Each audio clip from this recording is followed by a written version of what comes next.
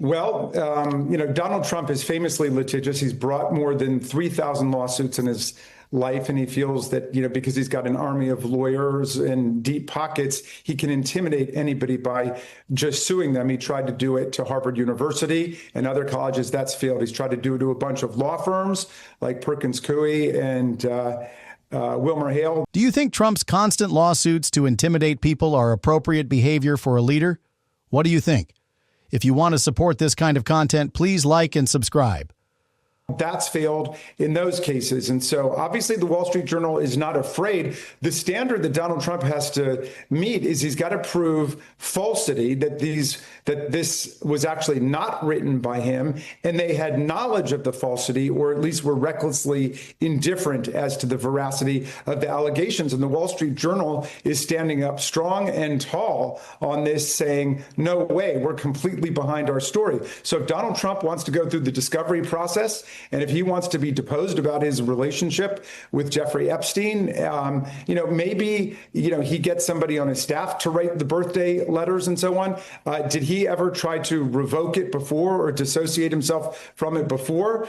I mean, after all of the photographs we've seen of them together and all the videotape and all the evidence we have of their relationship, I think people are going to be suspicious of the idea that somehow somebody completely concocted a birthday message for his 50th birthday, put it in Donald Trump's name. Trump never said anything about it, never tried to distance himself from it, but now suddenly is saying it's. Do you think Trump's connections to Epstein are being investigated transparently enough? Write your thoughts in the comments. The top Democrat on the Senate Judiciary Committee, which of course oversees the FBI and the Department of Justice, now says that the Bureau agents were instructed to flag to DOJ about any Epstein records that mention Donald Trump.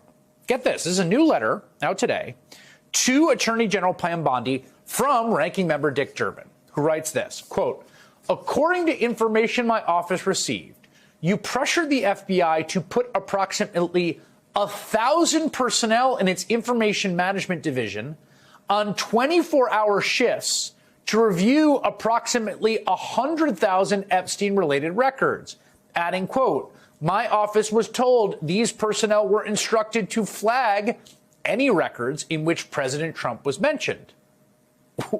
What? I have a short request. If you've watched the video up to this point, you can contribute by clicking the like button. You can subscribe to be notified of future videos. And all this comes just a day after that shocking story in the Wall Street Journal about what the paper described as a, quote, bawdy birthday letter bearing Trump's signature, written to Epstein back in 2003 before his first arrest. Quoting from the Journal's description, the letter bearing Trump's name, which was reviewed by the Journal, is bawdy, like others in the album.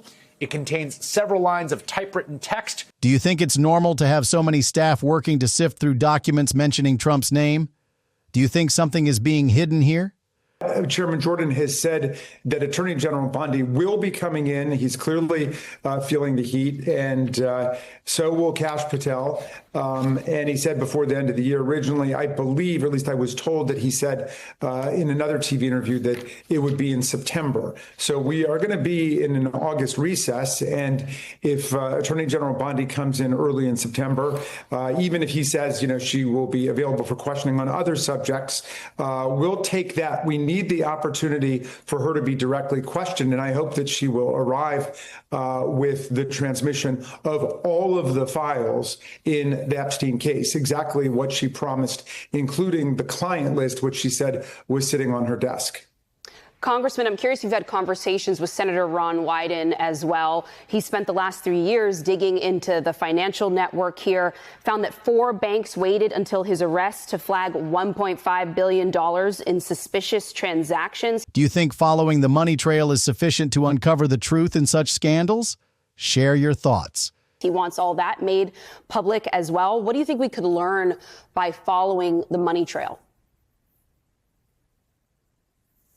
Well, we could learn a lot. Obviously, it was extremely expensive to be running this nationwide, perhaps international human trafficking and sexual abuse ring and scheme and follow the money. And so I'm glad that Senator Wyden has been working on that for the last several years. I've not seen any of those SARS reports, but the country is familiar with SARS reports because it's exactly what we learned about and we got to see in the Hunter Biden investigation, and obviously with much smaller stakes than what we're talking about now. Congressman, what do you make of Congressman Massey and Congressman Ro Khanna's legislation to try and get documents revealed? Do you think there's any chance it could potentially be successful if all the Democrats, with a handful of Republicans who are in this moment willing to kind of defy Donald Trump and actually push through to try and get something out? Oh, we're headed for a huge success on this one because all of the Democrats are determined to see that all of the files are released. At least 8 or 9 Republicans are joining Congressman Massey and Congressman Khanna's resolution, along with all the Democrats. So the leadership, Speaker Johnson obviously doesn't want this to go forward because they're still trying to help Donald Trump keep the lid on things. But the discharge resolution is an opportunity to dislodge and discharge a resolution which the majority is sitting on. And so as soon as it becomes ripe next week, and I believe that will be Wednesday, then if we all go and sign our names to it, it will be forced out of its hold and onto the floor of the House of Representatives. Some people are saying that Speaker Johnson, at Trump's behest, will just send us home and start the August recess. Dear viewer, if you found the video useful, you can help it reach more people by liking it. You can subscribe to stay informed about future videos.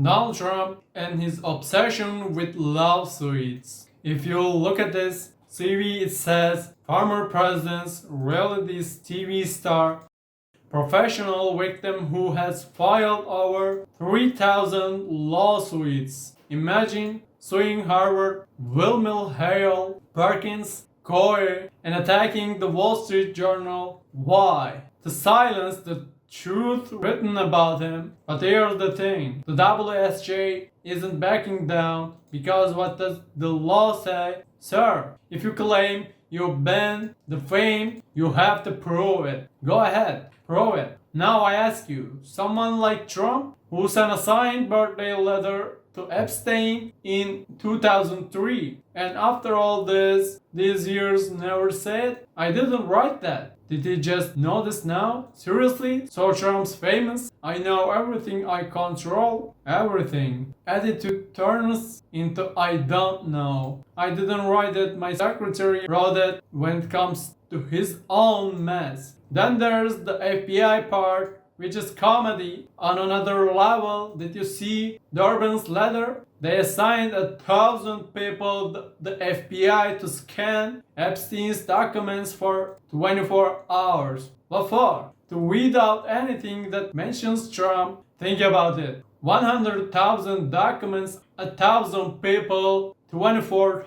hours. We pay taxes and Trump uses the FBI like a washing machine to clean up his own mess. On one hand, he's crying, the deep state is my enemy, and on the other, he's using government agents for his own PR. What kind of hypocrisy is this? The photos, videos, and past connections are already out there. Will a letter save you, Donald? I'm seriously asking, do you think this will touch Trump? Or will it get away with his I'm the victim cries again? And look at the political side of the issue. Now in Congress, some brave representatives like Massey and Ro Khanna are pushing to release the documents to the public because the public has a right to know. But what are Trump's camp and his puppet Speaker Johnson doing? Passing the buck, postponing the agenda, sending Congress on recess under the pretext of recess. Of course, if Trump's dirty laundry is exposed, two strings will be pulled.